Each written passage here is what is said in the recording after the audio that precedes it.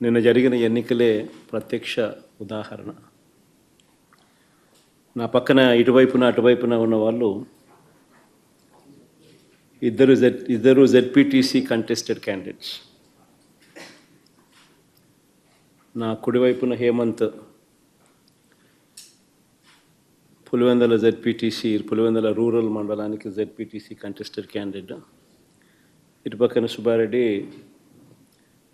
Vontimitta ZPTC స్థానానికి contested candidate.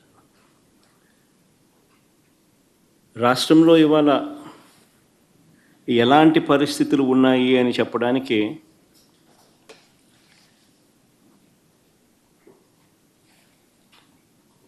నిజంగా ఈ రెండు ఎలక్షన్లు ఒక ఉదాహరణ.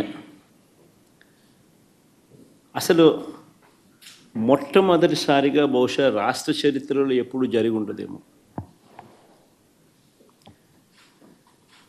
బూతుల్లో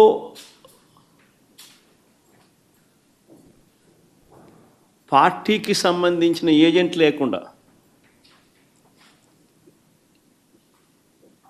వైఎస్ఆర్సిపి ప్రతిపక్ష పార్టీ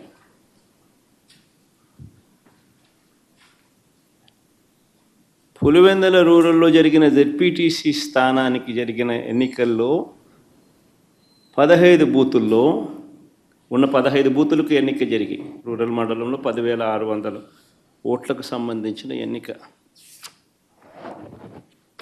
ఆశ్చర్యం ఏమిటంటే బూతుల్లో వైఎస్ఆర్సీపీ ఏజెంట్ లేడు.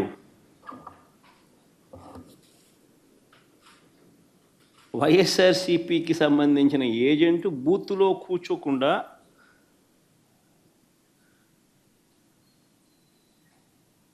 బూత్ దగ్గరికే మనిషి పోలేని పరిస్థితిలో బూత్లో ఏజెంటే లేకుండా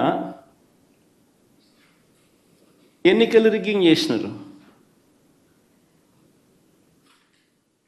సాక్షాత్తు పోలీసుల సమక్షంలో పోలీసుల ప్రోద్బలంతో బూతులోకి వెళ్ళే ఏజెంట్ల ఫాములను వీళ్ళే